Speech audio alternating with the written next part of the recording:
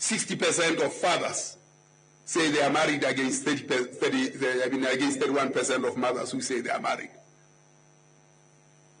Yes? You didn't know that?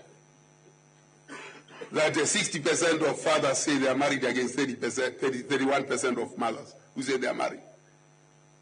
So there are children that are born, and the father says he's married. The mother says, I know. This one, he's not married. That's all. And the problem of that, because of that, you see this here in the numbers. It's there. You don't have to answer the question at the complex situation in South Africa. If we don't tackle some of these things at that level and deal with them, we are never going to solve the problems of South Africa. The former president, Mbeki, was saying, yes, we can build all these RDP houses, we can do all these things. But if we don't deal with the psychosocial issues that inflict South Africa, we are never going to get this right. And that's why the moral regeneration movement was created. And unfortunately, I don't think we are doing that well in dealing with those, because it is in this space, this really is a telling point of why we have this affliction that afflicts poverty, that impacts on children and everything. I'm not saying that people should be married. I'm not going to pontificate, but there must be responsibility to children. Why is it that children must be the poorest? The numbers so say so. Here,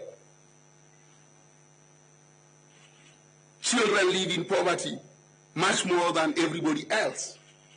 So how can we think about the future? If children live in poverty more than everybody else, there is no future. Simple and straightforward. These are what the numbers. And of course, drivers of those, indeed, as we know, is some of these socials, how we conduct our lives. Obviously, anchored in the destructive forces of apartheid.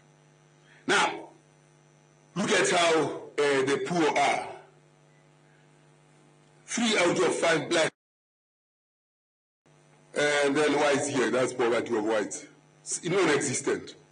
Indians moved, and then we could see this in the numbers when we talked about education.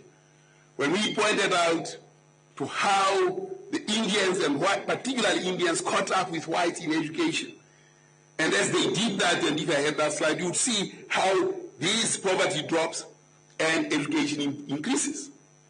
And then, of course, blacks here are flat, and then, of course, with slight vicissitudes, poverty returns.